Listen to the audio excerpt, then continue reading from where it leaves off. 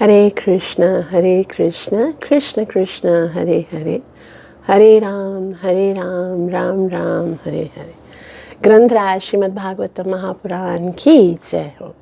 Shrimad Bhagavatam canto 4 chapter number 8 verse number 39 से लेकर 42 तक पढ़ने का प्रयास करेंगे। इस आध्यात्मिक जगत में प्रवेश करने से पहले गुरु और गौरांग से कृपा की याचना करते हुए मंगलाचरण करेंगे, ताकि हम जो कुछ श्रवण करने वाले हैं उसका हमें पूरा लाभ प्राप्त हो सके, जो कि है कृष्ण प्रेम की प्राप्ति। गुरवे गौरचंद्राय राधिकाय तदालये कृष्णाय कृष्ण भक्ताय तद्भक्ताय नमो नमः। नारायणं नमस्कृत्य नरं चैव नरोत्तमं दैवीं सरस्वतीं व्यासं ततो जयमुदीरयेत्। नष्टप्रायेषु अभद्रेषु नित्यं भागवतसेवया भगवती उत्तमश्लोके भक्तिरभवति नैष्टिकी। पञ्चतत्त्वात्मकं कृष्णं भक्तरूपस्वरूपकं भक्तावतारभक्ताख्यं नमामि भक्तशक्तिकं। जय श्री कृष्ण चैतन्य प्रभु नित्यानंदा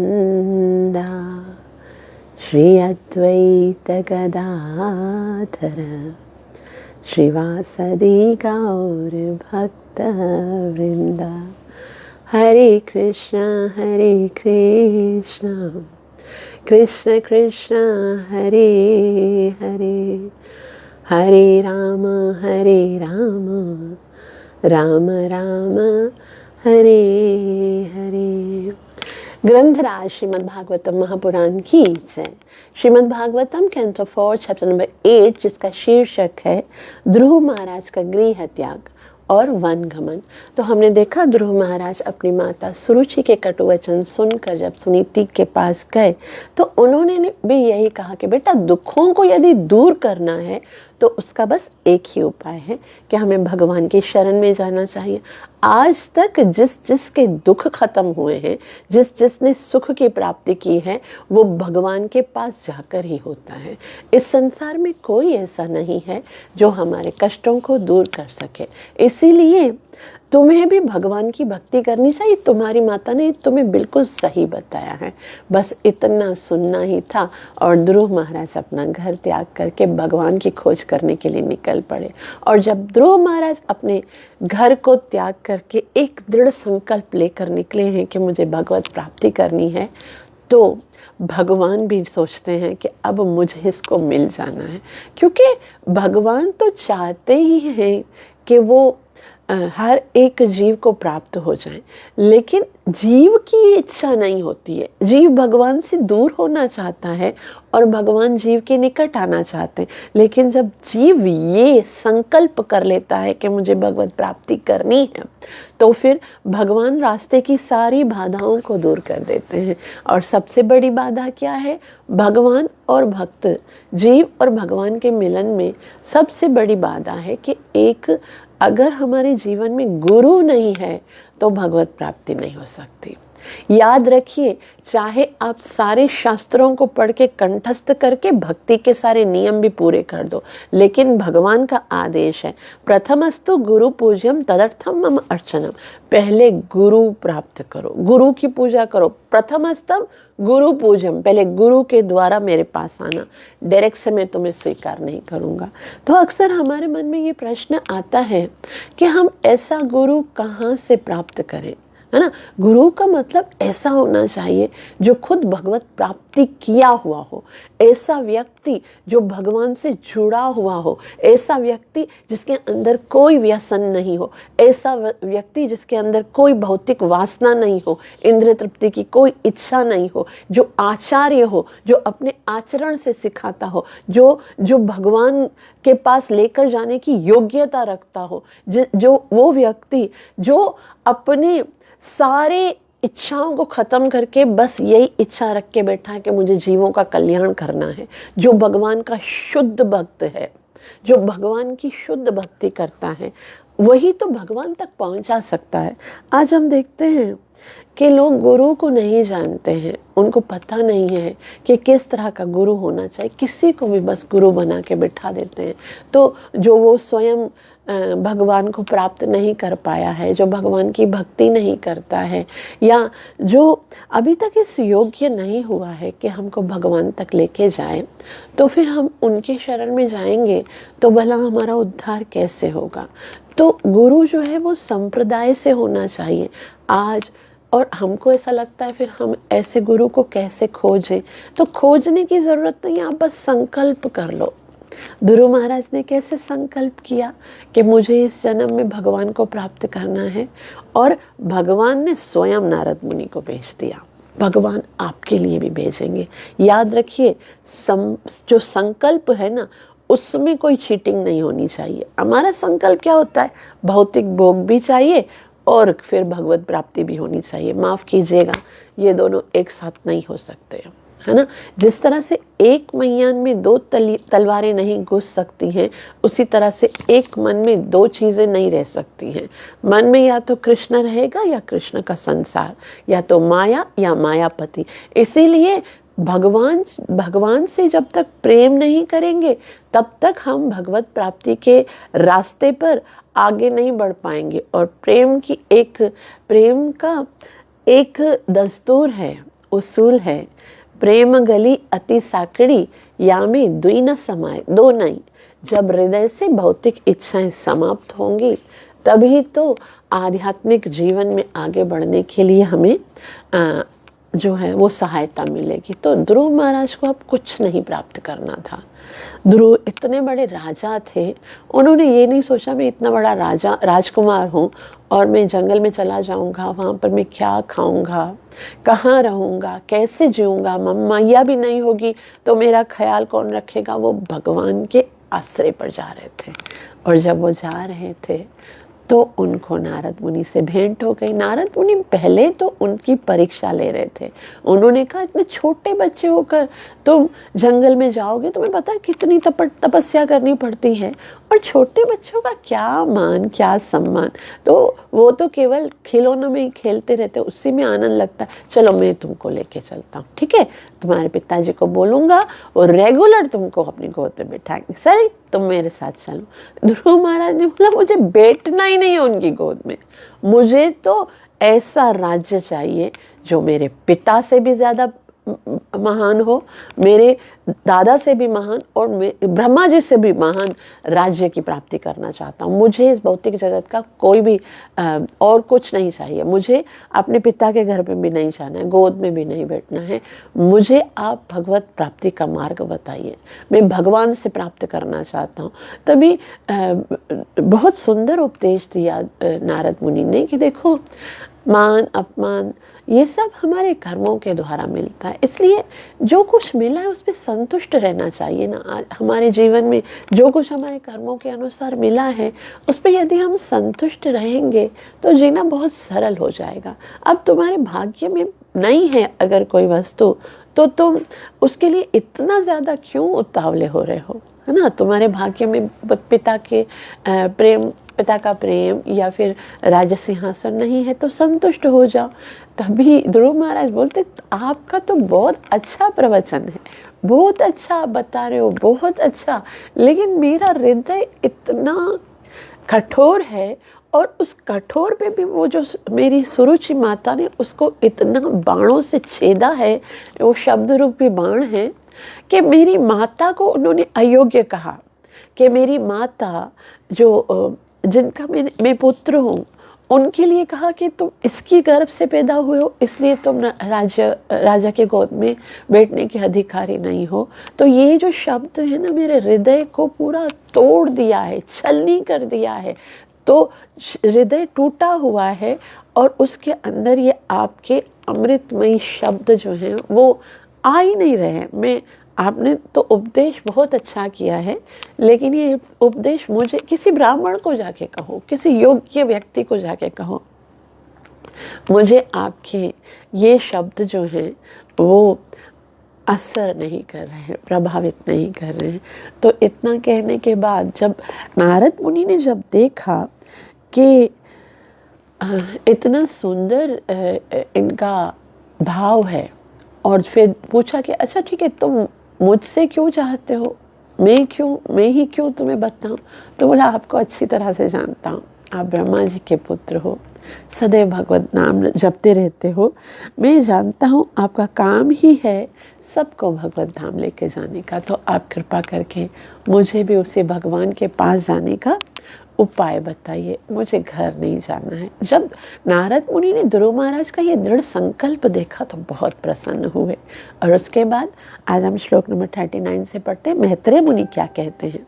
मैत्रेय मुनि कहते हैं, मैत्रेय उवाच इत्युदाहृतमाकर्ण्य भगवान् नारदस्तदा प्रीतः प्रत्याहतं बालं सद्वाक्यम अनुकंपया। इत्युदाहृतम, इति मतलब इस तरह से जब ध्रुव महाराज ने कहा, ये सब बातें कही, तो आकर्ण्यम उनको सुनकर भगवान नारदस्तदा, महापुरुष, भगवान का मतलब महापुरुष भी होता है, तो महापुरुष नारद जो है वो बहुत ही आनंदित हुए। तब तदा प्रीतः प्रत्याह, और फिर बहुत ही प्रीति के साथ बहुत ही संतुष्ट हुए, क्योंकि इतना दृढ़ संकल्प एक बालक का देखकर नारद मुनि का जो हृदय है वो गदगद होने लगा। और तब बालम यानी उस बालक को सत्वाक्यम अनुकंपया, और फिर अब क्योंकि पहले तो वो उनकी परीक्षा ले रहे थे, परीक्षा में जब वो सफल हो गए ना, उसके बाद अब सत्यवाक्यम, अब उनको सच्ची बात बता रहे हैं, वास्तविक बात बताएं। सद्वाक्यम अनुकंपया, और बहुत ही कृपा के साथ उनको पूरा मार्ग बता रहे हैं कि किस तरह से तुम्हें भगवत प्राप्ति करनी। याद रखिए, जब तक गुरु आपके अंदर दृढ़ संकल्प नहीं देखेगा ना, तब तक वो दृढ़ता के साथ किस तरह भगवत प्राप्ति करनी है वो नहीं बताएंगे। गुरु भी तो परखेंगे ना। जब तक आप इस योग्य नहीं हुए हो तब तक वो आपको उस रास्ते पर नहीं भेजेंगे। लेकिन आज ध्रुव महाराज को परख लिया और फिर उनको सद्वाक्यम उपाकर्ण्यम अनुकंपया, बहुत ही कृपा के साथ उनको सही रास्ता बताने लगे कि आप कैसे भक्ति करनी है, कैसे भगवत प्राप्ति करनी है। अनुवाद, मैत्रेय मुनि ने आगे कहा, ध्रुव महाराज के शब्दों को सुनकर महापुरुष नारद मुनि उन पर अत्यधिक कृपालु हो गए और अपनी अहेतु की कृपा दिखाने के उद्देश्य से उन्होंने निम्नलिखित विशिष्ट उपदेश किया। शिला प्रभुपाद की जय। शिला प्रभुपाद जी कहते हैं, चूँकि नारद मुनि अग्रणी गुरु हैं, अतः स्वाभाविक है कि जो भी उनसे मिले उसको सर्वाधिक लाभ पहुंचाएं। किंतु ध्रुव महाराज बालक थे, अतः उनकी मांग भी एक खेलते बालक जैसी थी। तो भी महामुनि उन पर अत्यधिक दयालु हो गए और उनके कल्याण के लिए निम्नलिखित श्लोक बता दिए। तो अब ध्रुव महाराज को नारद मुनि वो सत्वाक्यम अनुकंपया, बहुत ही कृपा के साथ वो सही मार्ग दिखा रहे हैं। याद रखिए, उनके लिए नहीं, ये शब्द हमारे लिए भी हैं। कितना दृढ़ता के साथ हमें आगे बढ़ना है। नारद मुनि बोलते हैं ध्रुव महाराज को, ध्रुव महाराज को कहते हैं, नारद उवाच जनन्याभिहितः पंथा सवै सस्यते भगवान् वासुदेवस्तं भजतं प्रवणात्मना नारद उवाच, अर्थात नारद ने कहा, जनन्याभिहितम पंथा। अभिहितम का मतलब होता है जो आपकी जननी ने रास्ता बताया है। अर्थात सुनीति ने कहा ना कि वासुदेव की भक्ति करना ही श्रेष्ठ है, और सारे जितने भी ब्रह्मा जी जो हैं वो सृष्टि को सृजन करने की शक्ति भगवान की भक्ति से प्राप्त करते हैं। तुम्हारे दादा मनु महाराज जो हैं वो 71 चतुर्युगी तक राज्य करते हैं पूरे संसार में, उसकी शक्ति प्राप्त करते हैं भगवान की भक्ति से। साक्षात लक्ष्मी जी भगवान की सेवा करती हैं। तो अगर कल्याण प्राप्त करना है, कल्याण का और आनंद का एक ही मार्ग है कि भगवान की भक्ति कीजिए। तो जनन्याभिहिता पंथा सवै निश्रेयसे, वो सबसे सुंदर रास्ता तुम्हारे बताएं। निश्रेयसे का मतलब होता है इससे बड़ा और कोई लक्ष्य है नहीं। नी का मतलब नहीं है, श्रेयसस्य, इससे सुंदर कोई और उपाय है ही नहीं, इससे सुंदर और कोई लाभ प्राप्त करने का रास्ता है नहीं। अगर हम जीवन में सुखी होना चाहते हैं, आनंदित होना चाहते हैं, अगर हम इस भौतिक जगत के आनंद को प्राप्त करके आध्यात्मिक जगत की ओर जाना चाहते हैं, जीवन के वास्तविक लक्ष्य को प्राप्त करना चाहते हैं, तो एक ही रास्ता है। क्या करना है? भगवान वासुदेवस्तम, भगवान वासुदेवस जो हैं, जो वसुदेव के पुत्र भगवान श्री कृष्ण, उनको भजतम प्रवणात्मना मतलब मन को एकाग्र करना है, पूरा का पूरा उनके चरणों के अंदर स्थित करना है। यदि हम अपना कल्याण चाहते हैं तो एक ही मार्ग है, भगवान श्री कृष्ण की भक्ति करना। दूसरा कोई मार्ग नहीं है, कदापि नहीं है। इसलिए ये पहला उपदेश जो नारद मुनि ध्रुव महाराज को बोलते, तुम्हारी माता ने बिल्कुल सही बताया। तो अब हर एक माता का ये कर्तव्य है कि अपने बच्चे के कल्याण के लिए उसे बताए कि बेटा बाकी तो जीवन के कार्य और जो हमारे जीवन में जो भी सुविधाएं आनी होंगी, जो कर्मों के अनुसार जो लाभ, जो धन इत्यादि प्राप्त होना होगा वो मिलेगा, लेकिन यदि तुम अपने जीवन का कल्याण करना चाहते हो तो उसका एक ही उपाय है, भगवान वासुदेवस्तम भजतम प्रणवात्मना, हृदय को एकाग्र करके भगवान वासुदेव की भक्ति करनी है। तो इतना सुनाते हैं। नारद मुनि कहते हैं, नारद मुनि ने कहा, ध्रुव महाराज से कहा कि तुम्हारी माता सुनीति ने भगवान की भक्ति के पथ का अनुसरण करने के लिए जो उपदेश दिया है वह तुम्हारे लिए सर्वथा अनुकूल है। यही सबसे सुंदर जो है वो उपदेश है। अतः तुम्हें भगवान की भक्ति में पूर्ण रूप से निमग्न हो जाना चाहिए। तुम्हें राज्य चाहिए, राज्य मिलेगा, और अगर आध्यात्मिक जगत में तुम्हें भगवान की प्राप्ति करनी है तो भी मिलेगा। जो कुछ प्राप्त करना है आपको भगवान की भक्ति से प्रारंभ करना चाहिए। श्रीला प्रभुपाद जी बहुत सुंदर रीति से समझाएंगे। तात्पर्य श्रीला प्रभुपाद द्वारा। श्रीला प्रभुपाद की जय। श्रीला प्रभुपाद जी कहते हैं, ध्रुव महाराज ब्रह्मा से भी बढ़कर श्रेष्ठतर धाम प्राप्त करना चाहते थे। इस ब्रह्मांड में ब्रह्मा का पद सबसे ऊपर माना जाता है। जैसे मैंने आपको बोला 14 लोक है ना, तो 14 लोक में जो सबसे सर्वोपरि लोक है सारे लोकों में, देखिए ये पृथ्वी सेंटर में नीचे 7 लोक हैं, नीचे 6 लोक हैं, ये 7वां लोक है, उसके ऊपर 7 लोक हैं पृथ्वी के ऊपर, जनलोक, तपलोक, महरलोक, सिद्धलोक, स्वर्गलोक और ब्रह्मलोक। जो ब्रह्मलोक है वो सबसे महान है, सबसे श्रेष्ठ है, लेकिन ध्रुव महाराज को उनसे भी बड़ा, उनसे भी श्रेष्ठ लोक चाहिए था। तो ब्रह्मा का पद तो सबसे बड़ा है क्योंकि वे समस्त देवताओं के प्रधान हैं, किंतु ध्रुव महाराज उनसे भी बढ़कर कोई धाम चाह रहे थे। अतः उनकी इच्छा किसी देवता की पूजा कर, देवता को पूछकर पूरी नहीं हो सकती थी। तो आप अगर कोई छोटी छोटी चीज़ें चाहते हो भौतिक जगत में, देवताओं के पास भी कुछ ना कुछ ना अधिकार होते हैं। वो धन दे सकते हैं, स्त्री दे सकते हैं, पुत्र दे सकते हैं, लेकिन देवता बस उतना दे सकते हैं कि इस भौतिक जगत में आप सुखी रह सको, या उससे अधिक क्या दे सकते हैं कि आप स्वर्ग में जा सको, लेकिन उससे बढ़कर नहीं दे सकते। उनका बस यहाँ तक ही है डिपार्टमेंट। लेकिन यदि आपको वास्तविक उद्देश्य प्राप्त करना है तो फिर भगवान की शरण में जाना पड़ेगा। तो श्रील प्रभुपाद जी कहते हैं, जैसा कि भगवत गीता में कहा गया है कि देवताओं के द्वारा दिए गए वरदान क्षणिक होते हैं, अतः नारद मुनि ने ध्रुव महाराज से को उनकी माता द्वारा बताए गए पथ यानी वासुदेव कृष्ण की भक्ति का अनुसरण करने के लिए कहा।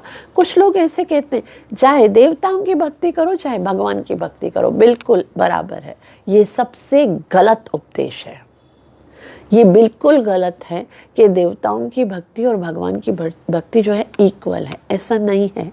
देवताओं के द्वारा जो फल प्राप्त होते हैं, भगवान ने कहा है कि वो क्षीण पुण्य, वो जल्दी से खत्म हो जाएंगे क्योंकि वो शाश्वत नहीं है। देवताओं के द्वारा जो अंतवत्तु फलम तेषाम तद्भवत्यल्पमेधसाम, देवान देव यजो याति, जो देवताओं की भक्ति करेंगे वो देवताओं के पास जाएंगे। इधर भी जो उनके फल मिलेंगे वो भी अंतवत्तु फलम तेषाम, भगवान की भक्ति करने के बाद जो फल भी मिलेगा, अभी देखेंगे ध्रुव महाराज को वो लोक मिलेगा। सारे लोक, ये 14 लोक नष्ट हो जाएंगे तो भी ध्रुव लोक नष्ट नहीं होता है, शाश्वत भगवत प्राप्ति के लिए। और उसके बाद भगवान सरलता से भगवान आ जाते हैं उनको बुलाने से। तो ये बहुत ही महत्वपूर्ण बात है, हमको समझनी है कि भगवान की भक्ति और देवताओं की भक्ति एक स्तर पर नहीं है। इसीलिए नारद मुनि ने डायरेक्ट से वही रास्ता बताया है। तो श्रील प्रभुपाद जी कहते हैं कि जब श्री कृष्ण कोई वस्तु प्रदान करते हैं तो वह भक्तों की आशा से परे यानी अपूर्व होती है। सुनीति तथा नारद मुनि दोनों ही जानते थे कि ध्रुव महाराज की मांग को पूरा कर पाना किसी देवता के वश की बात नहीं है, अतः दोनों ने भगवान कृष्ण की भक्ति के पथ का अनुसरण करने की सलाह दी।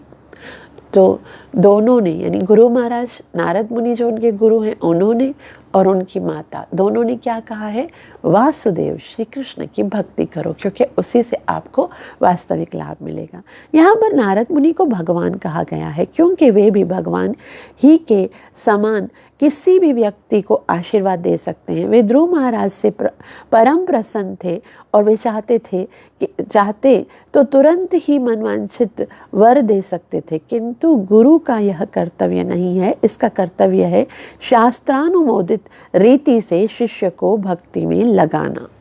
तो नारद मुनि डायरेक्ट से भगवान के पास लेके जा सकते थे, नारद मुनि समर्थ हैं, वो भगवान के कितने निकट हैं। लेकिन गुरु का कर्तव्य ये नहीं कि अपनी शक्ति, अपनी भक्ति के बल पर, अपनी साधना के बल कर भक्त को लेके जाए, शिष्य को लेके जाए। उसको गुरु का यह कर्तव्य है कि वो क्या करे, शास्त्रानुमोदित, जैसा शास्त्रों में बताया गया है उसके अनुसार शिष्य को भक्ति में लगाना।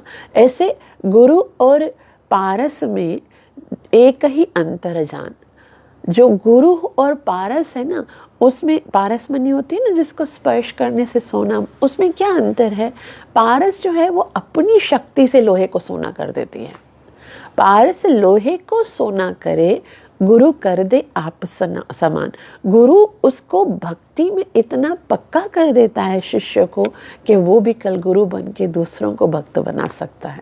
तो गुरु जो है वो शास्त्रानुबोधित, जो शास्त्रों में बताए गए हैं उन्हीं रीति से भक्त को, जीव को भक्ति में लगाता है। इसी प्रकार अर्जुन के समक्ष कृष्ण उपस्थित थे और वे चाहते तो बिना युद्ध के विपक्षी दल पर विजय करा देते, किंतु उन्होंने वैसा नहीं किया, अपितु उन्होंने उससे युद्ध करने के लिए कहा। इसी प्रकार नारद मुनि ने ध्रुव महाराज को वांछित फल प्राप्त करने के लिए भक्ति पथ का अनुसरण करने के लिए कहा। श्रील प्रभुपाद जी कितनी सुंदर एग्जाम्पल दे रहे हैं कि कृष्ण सामने है और अर्जुन बार बार बोल रहे हैं न युद्ध इति गोविंदम, हे कृष्ण मुझे युद्ध नहीं करना है, युद्ध करने से पाप होगा, मेरे दादा हैं उनको मैं कैसे मारूंगा, मेरे गुरु महाराज हैं उनके ऊपर यदि मैं तीर चलाऊंगा तो जो भी खाऊंगा ऐसा लगेगा कि उनके रक्त से सना हुआ है।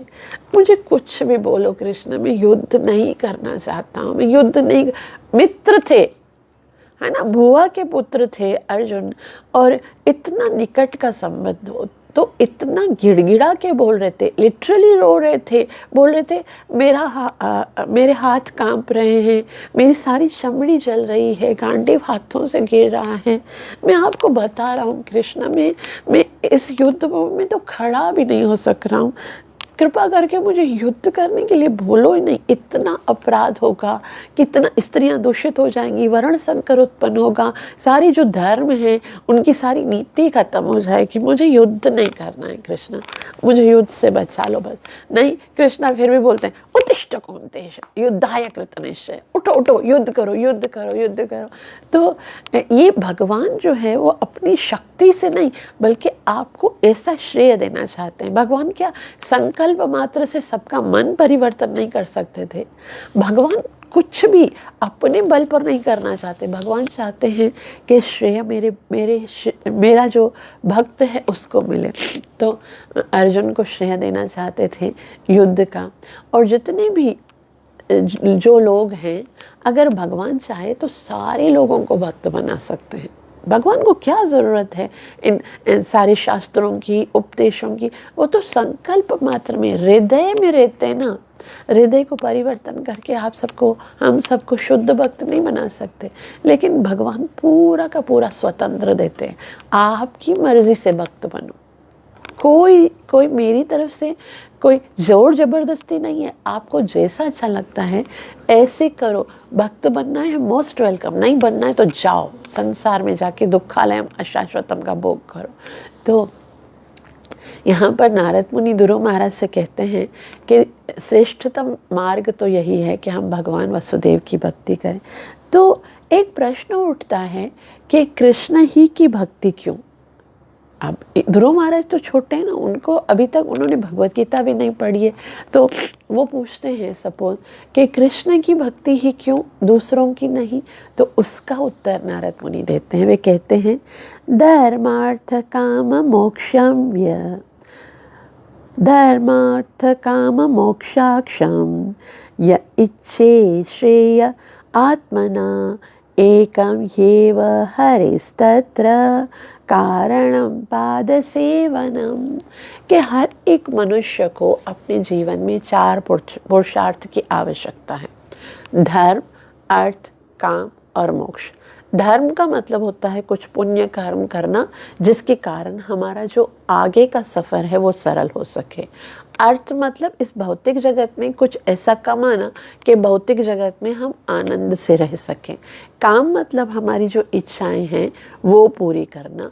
और मोक्ष मतलब भगवत प्राप्ति, या फिर ये भगवत प्राप्ति ऐसा, इस मोक्ष का मतलब होता है जन्म मरण के चक्कर से छूटना। तो ये 4 पुरुषार्थ प्रत्येक जीव के लिए आवश्यक हैं। धर्मार्थ काम मोक्षाख्य यह इच्छे श्रेय आत्मना, ये इच्छे यानी इच्छा करता है, श्रेय यानी जो जिसको जीवन का लक्ष्य प्राप्त करना है, वो ये 4 चीज़ों की, जाहिर सी बात है इस भौतिक जगत में हम आए खाली भक्ति नहीं कर सकते, ठीक है, कुछ ना कुछ अर्थ कमा कर, क्योंकि भक्ति करने के लिए भी तो धन चाहिए, है ना। हम प्रसाद बनाएंगे, भगवान को ऑफर करेंगे, भगवान के लिए मंदिर बनाएंगे, भगवान की सेवा के लिए इतनी सारी वस्तुओं की आवश्यक, तो अर्थ भी चाहिए।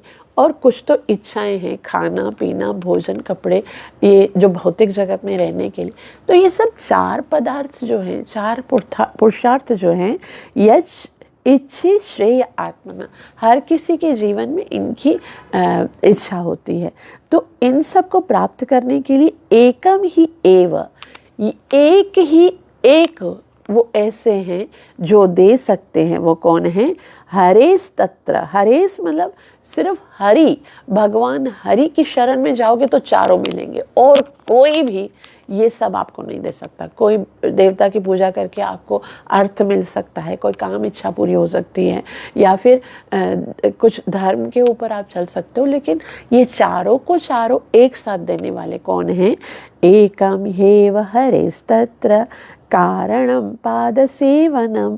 पाद सेवनम, यदि भगवान की शरण में कोई जाता है तो उसे धर्म भी प्राप्त होता है। सबसे बड़ा धर्म क्या है? सवै पुंसां परो धर्मो, यतोर्भक्ति अदोक्षज। क्योंकि धर्म का मतलब खाली ये नहीं कि हम अपने शरीर का धर्म पालन करें, आत्मा का धर्म है भगवान की भक्ति करना। तो धर्म का पालन होगा भगवान की भक्ति करने से।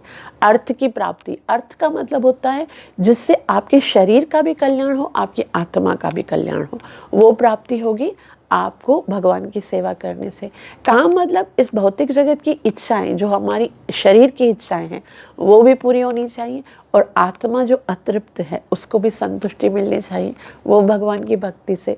और मोक्ष तो कृष्ण के अतिरिक्त और कोई दे ही नहीं सकता। इसीलिए यदि आपको ये चारों पुरुषार्थ पूरे करने हैं, धर्म, अर्थ, काम और मोक्ष को प्राप्त करना है, तो कहाँ जाना चाहिए? भगवान श्री कृष्ण की भक्ति करनी चाहिए। तो अनुवाद देखिए, जो व्यक्ति अर्थ, धर्म, अर्थ, काम तथा मोक्ष, इन चार पुरुषार्थों की कामना करता है, उसे चाहिए कि पूर्ण पुरुषोत्तम भगवान की भक्ति में अपने आप को लगाए, क्योंकि उनके चरण कमलों की पूजा में इन सब की पूर्ति होती है। अगर हम भगवान श्री कृष्ण की भक्ति करते हैं तो ये चारों जो पुरुषार्थ हैं वो पूरे हो जाते हैं। श्रीला प्रभुपाद की जय। श्रीला प्रभुपाद जी कहते हैं, भगवत गीता में कहा गया है कि भगवान की अनुमति से ही देवता वरदान दे सकते हैं। अतः जब किसी देवता के लिए कोई यज्ञ किया जाता है तो यज्ञ का निरीक्षण करने के लिए नारायण शिला या शालिग्राम शिला सामने रखी जाती है। वस्तुतः परमेश्वर की अनुमति के बिना देवता कोई वरदान नहीं दे सकते। ये वो जो देवताओं के द्वारा भी भगवान बोलते हैं कि जो देवताओं के द्वारा आपको प्राप्त होता है वो भी मई तान ही तान, वो भी मेरे द्वारा ही आशीर्वाद लेकर या मेरे से आज्ञा लेकर ही आपको दे सकते हैं। देवता स्वतंत्र नहीं है कोई चीज़ देने में, वो भी भगवान पर आश्रित है, तो वो भगवान की आज्ञा के बिना किसी को कुछ नहीं दे सकते। अतः नारद मुनि ने सलाह दी है कि धर्म, अर्थ, काम तथा मोक्ष के लिए भी मनुष्य को भगवान की शरण ग्रहण करनी चाहिए, स्तुति करनी चाहिए और उनके चरण कमलों पर अपनी इच्छा की पूर्ति के लिए याचना करनी चाहिए। यही वास्तविक बुद्धिमानी है। तो वास्तविक बुद्धिमानी क्या है? भगवान की शरण में जाइए, उनकी पूजा कीजिए, उनकी भक्ति कीजिए, उनका नाम सुमिरन कीजिए और भगवान से ये सारे आशीर्वाद मिल सकते हैं। वो सर्वज्ञ हैं, वो सब कुछ दे सकते हैं। हमारा बस एक ही काम है, एक ही जीव का काम है। बुद्धिमानता क्या है कि पाद सेवनम, भगवान के चरणों में जाकर प्रणाम कर दो। प्रणामो दुख शमनम, सारे दुख, सारी इच्छाएं उस समय पूरी हो जाएंगी जब आप हृदय से कृष्ण को अपना मानोगे। तो यहाँ पर वास्तविकता बुद्धिमानी क्या है? बहुनाम जन्मनाम अन्ते ज्ञानवान माम प्रपद्यते। जो सबसे ज़्यादा बुद्धिमान है उसका एक ही काम है कि भगवान श्री कृष्ण की भक्ति करें। तो बुद्धिमान पुरुष कभी भी देवताओं से कुछ भी मांगने नहीं जाता है, वह सीधे भगवान के पास जाता है जो समस्त वरदानों के कारण स्वरूप है। डायरेक्ट भगवान के पास जाएगा और भगवान सारे वरदान प्रदान कर सकते हैं। चाहे उसे कोई अकाम सर्व काम हुआ, चाहे वो अकाम हो, सारी कामनाएं हो, या फिर मोक्ष काम उदार भी कुछ भी हो, वो दे सकता है। जैसा कि भगवान श्री कृष्ण ने भगवत गीता में कहा है, कर्म कांड अनुष्ठानों का संपन्न किया जाना वास्तविक धर्म नहीं है। धर्म का वास्तविक पथ तो भगवान के चरण कमलों पर समर्पित हो जाना है। तो कर्म कांड जो करते हैं वो धर्म नहीं है। ये इस दिन ये करो, उसकी पूजा करो, ये पूजा करो, इसके ये मिलेगा, वो भक्ति नहीं है। भक्ति का मतलब बस एक ही है, क्या? भगवान श्री कृष्ण की शरण में जाना, उनका नाम जप करना, उनकी सेवा करना। तो भगवान के चरण कमलों पर समर्पित होना। जो भगवान के चरण कमलों पर समर्पित हो चुका है उसके लिए अर्थ का कोई महत्व नहीं रह जाता है। जो भक्त भगवान की सेवा में लग जाता है वह अपनी इंद्रियों की तुष्टि के बारे में कभी भी निराश नहीं होता है। अर्थ का महत्व नहीं है, मतलब धर्म तो सबसे सुंदर यही है, कर्मकांड को छोड़कर भगवान की शरण में जाओ। और अर्थ मतलब आपके जीवन को निर्वाह करने के लिए हर वस्तु भगवान स्वतः प्रदान करेंगे, तो भक्त को कभी इसकी चिंता नहीं होती। काम, इंद्रिय इच्छा तो पूरी मतलब इच्छाएं तो खत्म ही हो जाती हैं। इंद्रिय तुष्टि की इच्छा नहीं रहती है जब भगवान की भक्ति करते हैं। फिर किस चीज़ की इच्छा रह जाती है? फिर तो भगवान को संतुष्ट करने की इच्छा रह जाती है। तो वो निराश नहीं होता। यदि वह अपनी इंद्रियों को की तुष्टि चाहता है तो श्री कृष्ण वह भी इच्छा पूरी कर देते, अगर कुछ इच्छा रह भी जाती है। या सच कहती हूँ मैं, ये मेरा अपना पर्सनल एक्सपीरियंस है कि अगर वैसे तो भक्त के हृदय में कोई इच्छा आती नहीं है या आनी नहीं चाहिए, लेकिन हम जैसे जो कनिष्ठ लोग हैं, जो अभी भक्ति मार्ग के ऊपर चलने का प्रयास खाली कर रहे हैं, जो अभी तक भक्ति का भी नहीं जानते, वैसे लोग जो बस भगवान को खाली स्वीकार किए ना, वो भी यदि कृष्ण के सामने अपने हृदय में कोई इच्छा लेकर आते हैं ना, तो भगवान पूरी कर देते हैं। भगवान किसी की भी अपनी भक्त वांछा पूरी करे, एक उनका तो एक ही कार्य ही है, और उसको क्या काम क्या करना है, और तो कुछ है ही नहीं उनके जीवन। तो वो हृदय स्वचरणामृत दे, वो इच्छा पूरी करते हैं लेकिन और अपने निकट कर देते हैं। तो धीरे धीरे धीरे ये भौतिक इच्छाएं स्वतः समाप्त हो जाती हैं। जहाँ तक मुक्ति का प्रश्न है, कोई भी भक्त जो भगवान की सेवा में पूर्णतः अनुरक्त है वह पहले से ही मुक्त रहता है, अतः अलग से मोक्ष की कोई आवश्यकता नहीं रहती। तो धर्म क्या है? धर्म है भगवान की सेवा करना। अर्थ क्या है? वो भगवान स्वतः दे रहे हैं। काम वैसे खत्म हो जाता है, लेकिन यदि कोई इच्छा रह जाती तो भी पूरी करते हैं। और मोक्ष तो भगवान की भक्ति करते समय ही मिल जाता है, मरने की भी ज़रूरत नहीं। मोक्ष का मतलब होता है क्या है? आत्मा मुक्ति का मुक्ति हित्वा अन्यथा रूपे स्वरूपेण व्यवस्थिता, कि मैं भगवान का दास हूँ, स्वीकार करो, उसी दिन मुक्ति। तो श्रील प्रभुपाद जी कहते हैं, अतः नारद मुनि ने ध्रुव महाराज को सलाह दी कि वे वासुदेव श्री कृष्ण की शरण ग्रहण करें और अपनी माता द्वारा बताई गई विधि को माने। उन्होंने जैसे बताया है, माता ने क्या बोला? जनन्या विहितं पंथा सवैनी श्रेयस सस्यते। जो जननी ने आपको बताना वही सबसे सुंदर है। जाओ भगवान की भक्ति करो। तो क्योंकि इस प्रकार उनकी इच्छा पूरी करने में सहायता मिल सकेगी। इस श्लोक में नारद मुनि ने भगवान की भक्ति को ही एकमात्र साधन बताया है। जैसे इस श्लोक में नारद मुनि ने कहा, एकम ह्येव हरेस्तत्र, एकम, बस एक भगवान हरि की भक्ति करके ही आपको आपके सारे पुरुषार्थ पूरे हो सकते हैं। ये सबसे सुंदर उपदेश है। एको शास्त्र देवकी पुत्र गीतम, एको देव देवकी पुत्र एव, एको मंत्रस तस्य नामानि यानि, कर्माप्येकम तस्य देवस्य सेवा। ये मंत्र को है ना गांठ बांध के अपने लॉकेट में डाल दो, कि इधर उधर यदि भटकते रहोगे ना तो आप कभी लक्ष्य तक नहीं पहुंचोगे। कभी इस तरफ जाते हैं लोग, कभी इस तरफ जाते, कभी उस तरफ जाते, कभी उस तरफ जाते। एक ही लक्ष्य है जीवन का। मैं नहीं बोल रही हूँ, ये हरे कृष्णा वालों ने नहीं कहा, ये भगवत गीता कहती है, और आज भागवत भी यही बता रहा है। एकम ह्येव हरेस्तत्र, कल्याण चाहते हो तो एक हरि की शरण में जाओ बस, और इधर उधर भटकने की ज़रूरत नहीं है। कितने जन्मों से भटक रहे हो, ना जाने कितने जन्मों से हम कभी उधर कभी उधर कभी उधर कभी उसके दर पे। ये सर है कि फुटबॉल है, हर किसी के चरणों में लग के दे देते। प्रणाम करना चाहिए, आदर करना चाहिए, देवी देवताओं का सम्मान करना चाहिए, वो बहुत महान है। लेकिन भक्ति क्या है? एकम ह्येव हरेस्तत्र कारणम पाद सेवना। आपको कुछ भी चाहिए, धर्म, अर्थ, काम, मोक्ष, भौतिक जगत की इच्छाएं पूरी करनी हो, आध्यात्मिक जगत प्राप्त करना है, उसके लिए कृष्ण के पास जाने, कृष्ण की चरणों की सेवा करने के अतिरिक्त और कोई दूसरा उपाय नहीं है। एकम ह्येव हरेस्तत्र, एकमात्र यही उद्देश्य है। यही बात मनुष्य को समझनी है और इसी रास्ते पे चलना है यदि उसको अपना कल्याण करना है। तो श्रील प्रभुपाद जी कहते हैं, इस श्लोक में नारद मुनि भगवान की भक्ति को ही एकमात्र साधन बता रहे हैं। दूसरे शब्दों में, समस्त भौतिक आकांक्षाओं से युक्त होने पर भी मनुष्य को भगवान की भक्ति करते रहना चाहिए। इससे उसकी समस्त इच्छाएं पूरी हो जाएंगी। तो अगर हम भगवान की भक्ति करते हैं तो हमारी सारी इच्छाएं पूरी हो जाएंगी। इसलिए हमें अपने जीवन में एक लक्ष्य बनाना चाहिए कि हमें क्या करना है, भगवान श्री कृष्ण की भक्ति करनी है। और भक्ति कैसे होती है? 9 तरीके से होती है, और उसमें दो मुख्य अंग हैं। उसमें से एक आपने कर लिया, वो कौन सा? श्रवण कर लिया, ठीक है। अब दूसरा है कीर्तन। तो चलिए अब हरि नाम का संकीर्तन कीजिए, नाम जप कीजिए। आज 42 श्लोक हम कल पढ़ेंगे।